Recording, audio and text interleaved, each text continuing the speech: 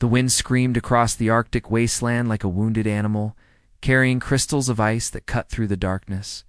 Marcus Webb stood at the observation window of Station Helix, his reflection ghosting over the white void beyond.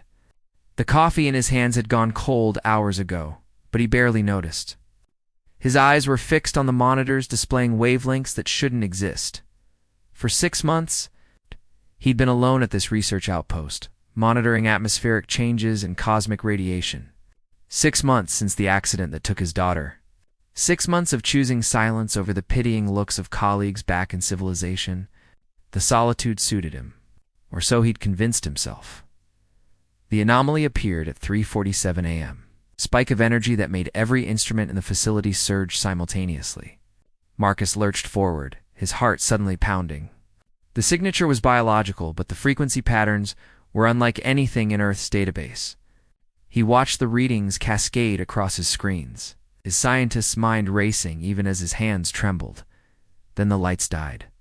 Emergency systems kicked in, bathing everything in crimson. Through the window, he saw a streak of silver fire arcing down from the clouds, trailing sparks of impossible colors. The impact shook the station, sending coffee mugs and data tablets crashing to the floor.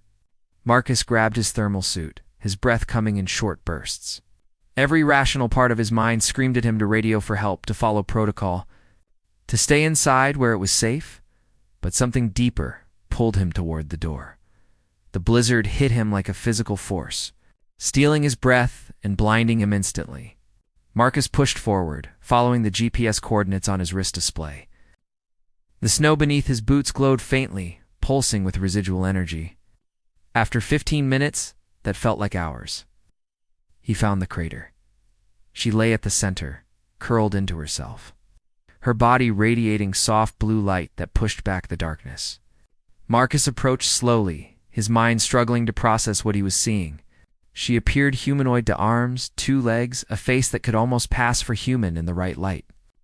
But her skin shimmered like liquid starlight, with patterns of silver veins that pulsed beneath the surface.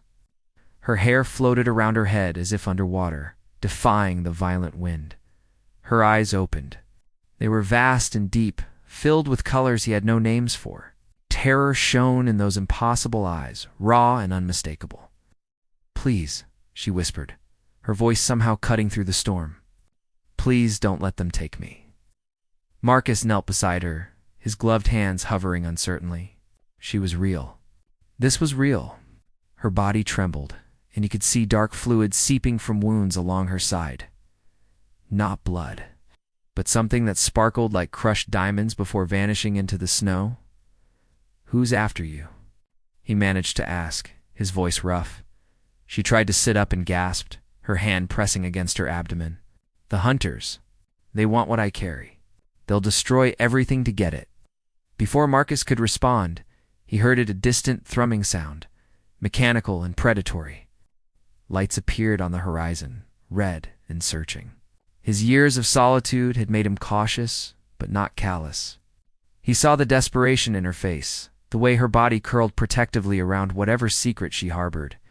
He made his choice. "Can you walk?" he asked, already moving to support her weight. She nodded, though the movement clearly cost her. Marcus wrapped his thermal coat around her shoulders, feeling the heat radiating from her skin, despite the Arctic cold. Together, they stumbled back toward the station, her strange blood leaving a trail of fading light in the snow inside. He sealed the emergency doors and lowered the security shutters. She collapsed onto his cot, her breathing labored, that ethereal glow dimming and brightening with each breath. Marcus grabbed his medical kit, hands shaking as he tried to remember any training that might apply to an alien physiology. "I'm Marcus," he said quietly. Kneeling beside her, she looked at him with those galaxy-filled eyes. "Nathari. My name is Nathari. What are you running from, Nathari?" Her hand moved to her stomach again, and for a moment, the light beneath her skin intensified, showing something moving inside her, something alive and luminous. Like a star being born. "I carry the last hope of my world," she whispered, "and they will kill me to possess it." Outside, the thrumming grew louder. Marcus watched as Netheri's body shuddered, waves of light rippling beneath her skin like auroras trapped under glass. He'd cleaned the visible wounds as best he could, though her alien biology made him feel helpless. The silver fluid that seeped from her injuries evaporated within seconds, leaving behind only a faint shimmer in the air. "Tell me what's happening to you," he said softly, sitting on the floor beside the cot. "Maybe I can help." Nithari's eyes met his, and he saw something shift in them, a decision being made. Slowly, she reached for his hand. The moment their skin touched, Marcus gasped. Images flooded his mind. A world of crystal towers and gardens that sang, skies painted in 3 suns. Then darkness ships descending, cities burning, people screaming in frequencies he could somehow hear. She released his hand, leaving him breathless. "My world was dying," Nethari said, her voice carrying the weight of extinct stars. "Our sun collapsed faster than predicted. We had only months. But our mother tree, the Vihara, created one final cetogenetic archive of everything we were, everything we could be. It carries the consciousness of my entire species, compressed into living light." Marcus stared at her abdomen, where that mysterious glow pulsed steadily. "It's inside you? I volunteered to be its carrier, to find a world where it could take root, where my people could be reborn." Her expression crumbled. "But the harvesters found us. They're scavengers who hunt refugee species, stealing genetic material to sell across the black markets. They killed my crew, destroyed our ship. I'm all that's left." The weight of her words settled over the small room. Marcus thought of his own losses, the daughter he'd failed to save. He understood the burden of being the last keeper of someone's memory. "The seed," he began carefully. "It's bonding with you?" Nethari nodded, wincing. "It needs a living host to survive, but the process is overwhelming my body. I can feel it reaching through my nervous system, trying to understand me, trying to communicate. Sometimes I don't know where I end, and it begins." As if responding to her words, light flared across her torso. Nethari cried out, arching backward, and Marcus instinctively reached for her. His hands found her shoulders, and the heat of her skin burned through his shirt. She grabbed his arms, fingers digging in desperately. "Breathe," he urged, remembering the words he'd spoken to his daughter during her final days. "Just breathe through it." Nethari's eyes locked onto his, and for a long moment they stayed frozen in that position, her pain, his helplessness, and something else building between them. A recognition of shared grief, of desperate hope. The spasm passed, leaving her trembling. But she didn't let go of his arms, and he didn't pull away. "I haven't felt safe in so long," she whispered. "Since before my world ended. Haven't felt anything in so long," Marcus admitted, the confession surprising him. "Not since I lost my daughter." Nethari's fingers loosened slightly, becoming almost gentle on his arms. "How?" "Genetic disorder. Rare. Aggressive. I was at a conference when she collapsed. By the time I got home, He trailed off, the familiar guilt crushing his chest. "I spent my whole life studying the stars, searching for answers in distant worlds, and I missed the dying light in my own home." "You didn't know?" Nethari said softly. "I should have. I cannot carry the weight of suns we didn't see falling." The profound sadness in her voice made Marcus look up. Their faces were close now, close enough that he could see his reflection in her otherworldly eyes, close enough to feel her warm breath against his skin. The moment shattered as a deep thrumming. Vibration rattled the station's walls. Marcus jumped to his feet, moving to the monitors. His blood ran cold. 3 signatures on the thermal scan approaching from different directions. One was clearly military heavy transport, probably a helicopter. The other 2 were ... wrong. Their heat signatures shifted and fragmented, as if reality couldn't quite hold them in place. "They're both here," Nethari said, struggling to sit up. "Your people and mine." The military would take her, lock her away, dissect her and the seed to understand the technology. The harvesters would kill her and rip the seed from her dying body. Neither option was acceptable. "There's a lower level," he said quickly. "Old storage tunnels from when this was a mining operation." "Can you walk?" Nethari nodded, though her face showed the lie. Marcus moved to her side, slipping his arm around her waist. The contact sent another shock through him. Her body was warmer now, almost feverish, and he could feel the seeds pulse against his side like a second heartbeat. They stumbled toward the service elevator, Nathari leaning heavily against him. In the confined space, surrounded by her otherworldly warmth and the scent of something like ozone and honey, Marcus felt his carefully constructed walls beginning to crack. "Why are you helping me?" Nathari asked as the elevator descended. "You could trade me for safety, for answers." Marcus looked down at her, at the trust shining in those impossible eyes, despite everything she'd endured. Because some things matter more than safety. The elevator doors opened to darkness and cold, and above them, the sound of boots on metal echoed through Station Helix. The underground storage levels smelled of rust and forgotten decades. Marcus guided Nathari through the narrow corridors, his flashlight cutting thin paths through absolute darkness. Ice crystals glittered on the walls like trapped stars. She stumbled, and he caught her, feeling the violent tremors running through her body. "Here," he said, opening the door to what had once been a geological sample vault. Metal shelves lined the walls, empty except for dust and broken equipment. He helped her sit on an old tarp, then shrugged off his thermal jacket to cover her. "They'll find us," Nathari whispered. The glow beneath her skin had intensified, casting dancing shadows across the vault. "The seed is calling to them. It's too powerful to hide. Then we buy time." Marcus pulled out his portable terminal, fingers flying across the keys. He activated every false energy signature in the station's systems, creating ghost readings that would take hours to eliminate. Not much, but something. Above them, boots hammered across metal floors. Marcus heard voices barking orders, the distinctive click of weapons being readied. His hands clenched into fists. This was his station, his refuge, and they'd invaded it like raiders. Nathari gasped suddenly, doubling over. Marcus dropped beside her, his hand instinctively finding her back. "What's happening?" "The seed. It's growing faster. It knows we're in danger." Her voice broke. "It's trying to protect me, but it's burning through my reserves. I can feel it spreading, Marcus. Soon, there won't be enough of me left to carry it." The desperation in her voice cut through him. He'd heard that same tone from his daughter near the end, when she'd realized no amount of fighting would matter. But this was different. This didn't have to end the same way. "Let me see," he said gently.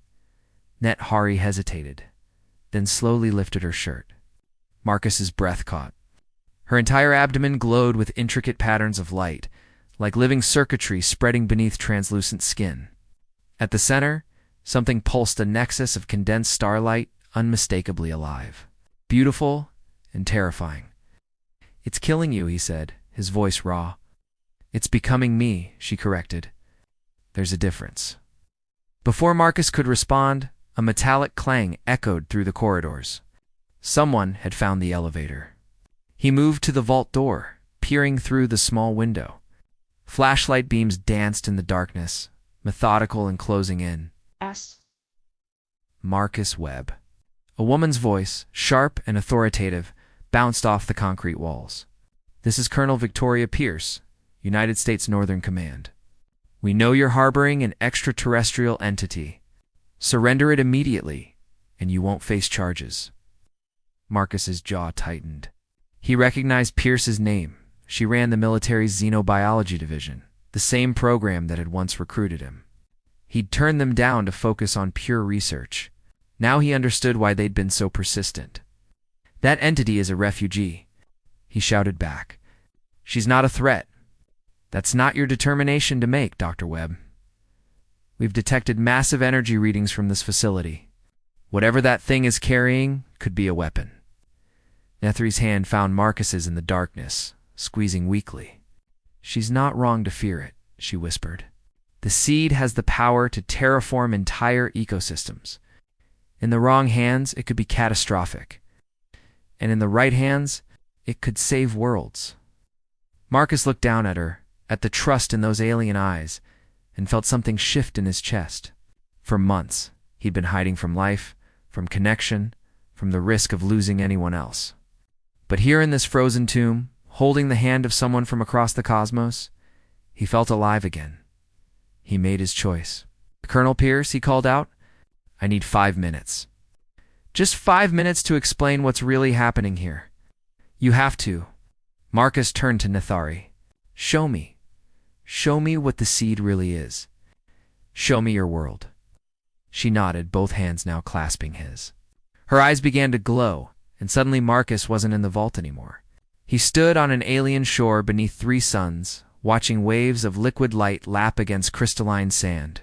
Cities rose in the distance, organic structures that grew rather than built. He heard the singing thousands of voices in harmony, civilization that had made art of existence itself. Then the vision shifted. Darkness swallowing the suns, people fleeing, crying, holding their children. The great mother tree, the Vihara, standing alone in a dying garden, its last seed forming at its heart. Nethari stepping forward, young and terrified and determined, accepting the sacred burden. "We were poets and dreamers," her voice echoed through the vision. "We spent 10,000 years learning to grow instead of destroy, and it still wasn't enough to save us." The images faded, leaving Marcus gasping. Tears streaked his face, and he didn't bother wiping them away. He'd seen the truth. The seed wasn't a weapon, it was a prayer made tangible, a species' dying wish to matter, to continue, to leave something beautiful behind. "Colonel," he said, his voice steady, despite everything, "I can't let you take her." The response was immediate. The vault door shuddered as something heavy slammed into it. Once, twice. On the third impact, the frame began to bend. Nethari struggled to her feet, light pouring from her body now. "There's another way out," she said, pointing to a ventilation shaft in the corner. "But Marcus, the harvesters are still out there. They'll sense the seed's energy the moment we surface." "Then we run," he said simply, already moving the shelf blocking the shaft. "And we keep running until we figure this out." She stared at him, wonder mixing with fear. "You'd give up everything?" Marcus thought of his empty life, the years of isolation, the daughter he couldn't save. He looked at Nethari, at the impossible hope she carried inside her, and felt purpose burning through him. "I've been dead for 2 years," he said. "Maybe it's time to live again." The vault door burst open just as they disappeared into the darkness of the shaft. The ventilation shaft opened onto the Arctic wilderness, spitting them out into a wall of wind and snow. Marcus's snowmobile sat exactly where he'd left it, covered in ice, but still functional. He kick-started the engine, the roar immediately swallowed by the storm, and pulled Nethari onto the seat behind him. "Hold on," he shouted over the wind. Her arms wrapped around his waist, her body pressed against his back. Even through his thermal layers, he could feel the furnace heat of her. The seed's energy burning through her like a star contained in flesh. They launched into the blizzard, the snowmobile's headlight carving a narrow tunnel through the white void. Behind them, searchlights erupted from Station Helix. The military helicopter rose into the air, its spotlight sweeping across the snow like an accusatory finger.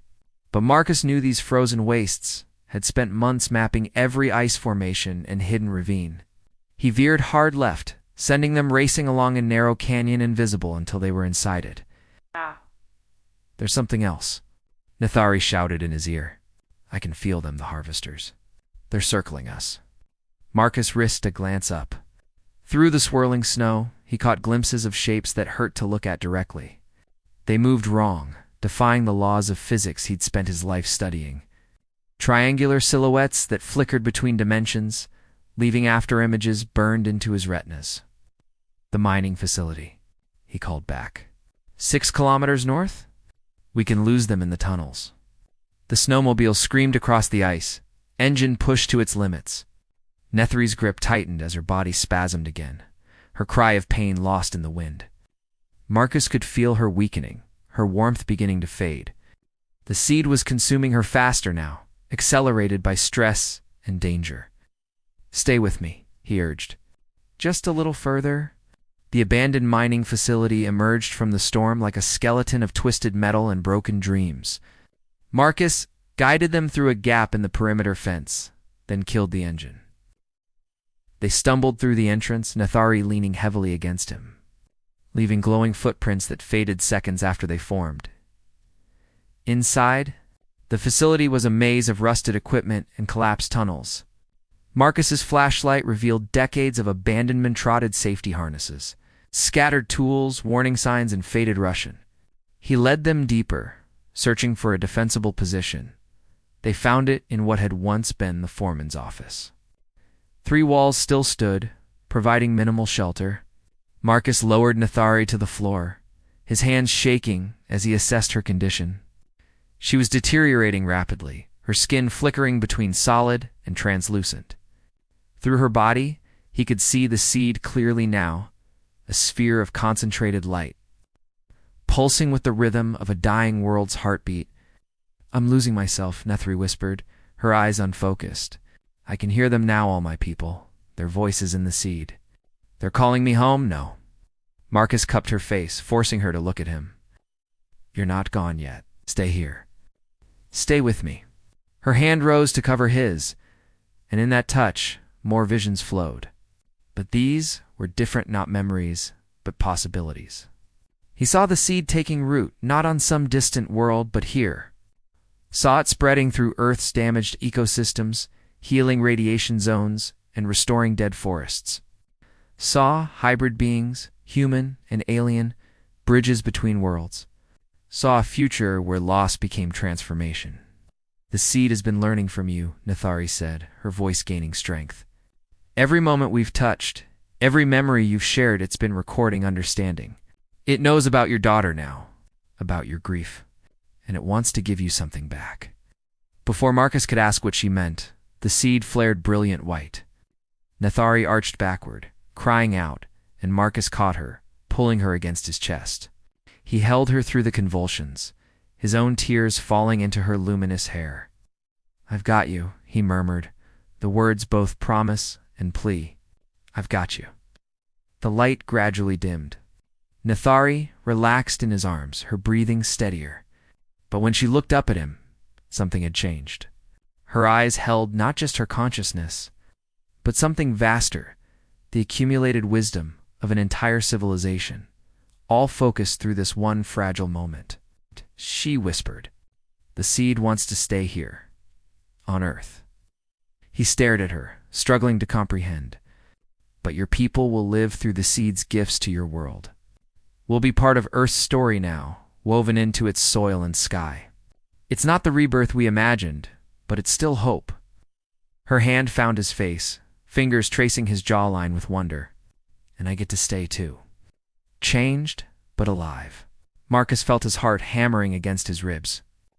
The implications crashed over Himmelian biology merging with Earth's ecosystem. Geopolitical chaos, the scientific revolution. But beneath all that, one truth burned clear. He didn't want to let her go. "What happens to you?" he asked, his voice barely audible. "The transformation completes. The seed becomes part of me, and I become something new." She smiled, sad and hopeful at once. "A bridge. Like you've been for me tonight, a bridge between running and standing still." Their faces were inches apart now, breath mingling in the cold air. Outside, the sounds of pursuit grew closer, boots on metal, the whine of alien technology, the thump of helicopter rotors. But in that abandoned office, time stretched into something malleable.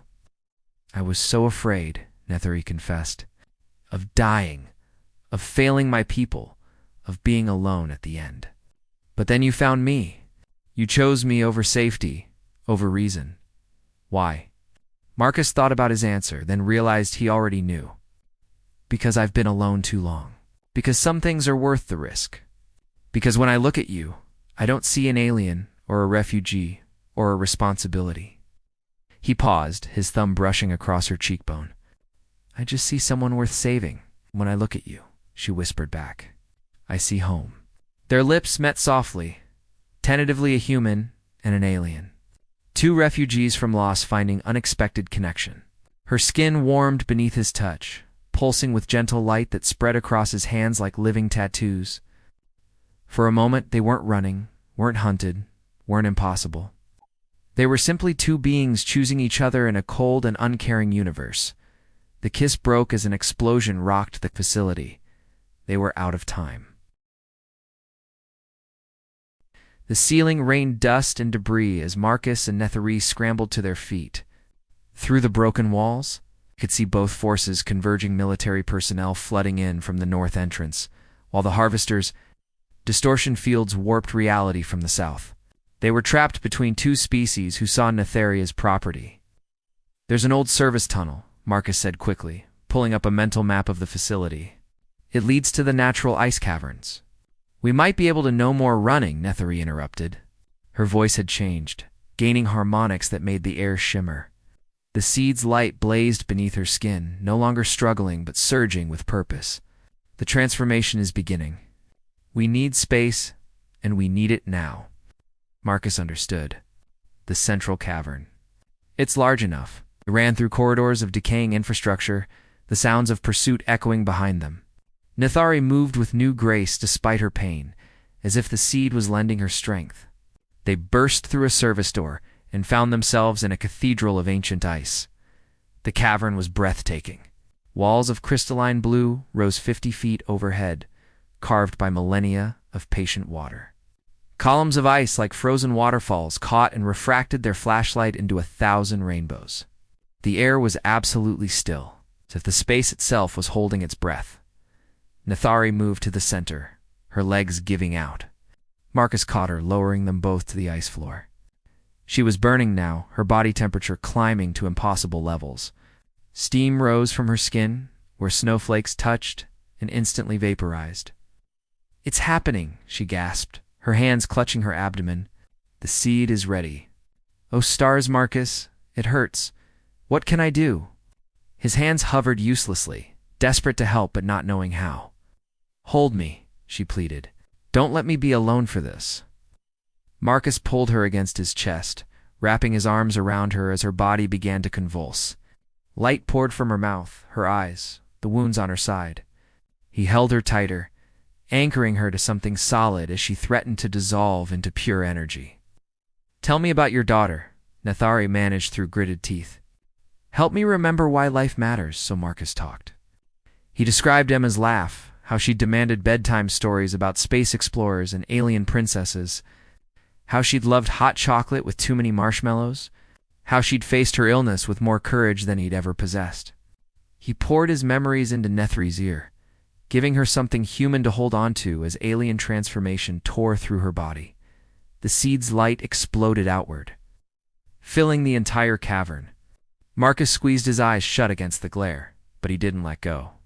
He felt Netherese screaming, felt her body reshaping itself in his arms. He felt something vast and ancient brush against his consciousness, acknowledging him, thanking him. Then sudden silence. Marcus opened his eyes slowly. The light had settled into a gentle glow emanating from pools of luminous liquid spreading across the cavern floor.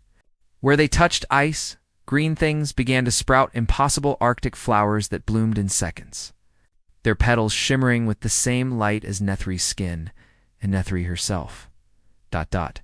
She still lay in his arms, but changed. Her skin maintained its shimmer, but had solidified, becoming more human in texture while keeping its otherworldly beauty. The silver veins remained, but pulsed with calm rhythm now. Her eyes opened, and Marcus saw they still held galaxies, but reflected Earth's colors, too ocean blue, swirling with alien violet. "I'm still me," she whispered in wonder, her voice carrying only the faintest harmonic echo. "But I'm also ... more." She sat up slowly, looking down at her hands. Light danced beneath her palms, responding to her thoughts. Where her fingers touched the ice, flowers erupted, hybridizations of Earth and alien biology, beautiful and strange. "The seed merged with me completely," she explained, her voice filled with awe. "It chose transformation over preservation. My people will live on, but as part of Earth now. Their knowledge, their art, their dreams, all encoded in this new life I can create." Marcus reached out tentatively, taking her hand. It felt warm and real and right. "You're beautiful," he said simply. Before Nethere could respond, boots echoed through the access tunnel. Colonel Pierce emerged, flanked by armed soldiers. From the opposite entrance, the harvesters materialized, their impossible forms solidifying into something vaguely humanoid. Both forces froze at the sight of the transformed cavernous space that had become a garden, a gallery, a temple to the merger of two worlds. "Hold your fire," Pierce commanded, her voice uncertain for the first time. She approached slowly, her eyes wide as she took in the glowing flowers, the peaceful atmosphere. "What? What did you do?" Nethari stood, and both Marcus and Pierce stepped back involuntarily. She radiated authority now, the weight of an entire species' legacy backing every movement. But her hand found Marcus's, squeezing gently, a reminder that beneath the transformation, the frightened refugee he'd chosen to help still existed. "I am Nethari," she said, her voice resonating through the cavern. "Last daughter of Vahara Prime, keeper of the Seed of Remembrance. My world died, but its legacy will live. Not as conquest, not as replacement, but as gift." She gestured, and more flowers bloomed across the cavern. "These are just the beginning. Plants that can grow in irradiated soil, organisms that can clean polluted oceans, symbiotic species that will strengthen Earth's ecosystems, not replace them. My people's final act to help heal a planet that showed me mercy." One of the harvesters stepped forward, its form flickering with agitation. "The seed belongs to us by right of salvage. The seed belongs to no one anymore." Nethari interrupted, her eyes flashing with inner light. "It has chosen its home. Try to take it, and you take nothing but empty shells." To emphasize her point, she raised her hand. Every plant in the cavern glowed simultaneously, their combined light building to painful intensity. The message was clear. She could destroy her own gift before letting it be harvested. The harvesters retreated, their forms flickering uncertainly, then simply vanished, folding out of reality with a sound like tearing fabric. Colonel Pierce lowered her weapon slowly. "This changes everything," she said quietly. "The global ecosystem, international relations, our understanding of biology itself." "Yes," Nethari agreed. "And I will help you navigate those changes. But on my terms. I will not be imprisoned, studied, or controlled. I will work with Earth's people, not be conquered by them." Pierce looked at Marcus, who stood beside Nethari, with his hands still clasped in hers. "And you, Dr. Webb?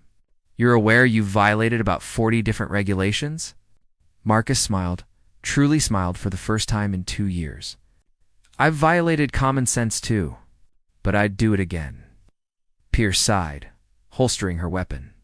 "I'll need to make some calls. This is way above my clearance level." She turned to leave, then paused.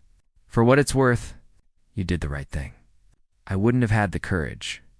As the military personnel retreated, Marcus and Nethari found themselves alone in their garden of impossible flowers. She turned to face him fully, both hands now holding his. "What happens now?" Marcus asked. "You'll be famous, sought after. The whole world will want to understand what you are." "True," Nethari acknowledged, "but I'll need a guide. Someone who understands both loss and hope. Someone who chose compassion over fear." She stepped closer, her forehead touching his. "Someone who held me through transformation and didn't let go." "I could do that," Marcus whispered, "if you'll have me." "I carried my people across the stars," Nethari said softly. "I think I can carry one human in my heart." They kissed again, longer this time, surrounded by flowers that shouldn't exist, but did. Outside, dawn was breaking over the Arctic, a new day for Earth, for humanity. For the alien girl who'd fallen from the sky and the lonely man who'd chosen to catch her, the seed had found its home. And so had they. 2 refugees from loss, building something beautiful from the ashes of their former lives. A bridge between worlds, anchored by something simpler than genetics or cosmic destiny. Just the choice to not be alone anymore, and in the frozen north, where starlight met Earth, new life began to grow.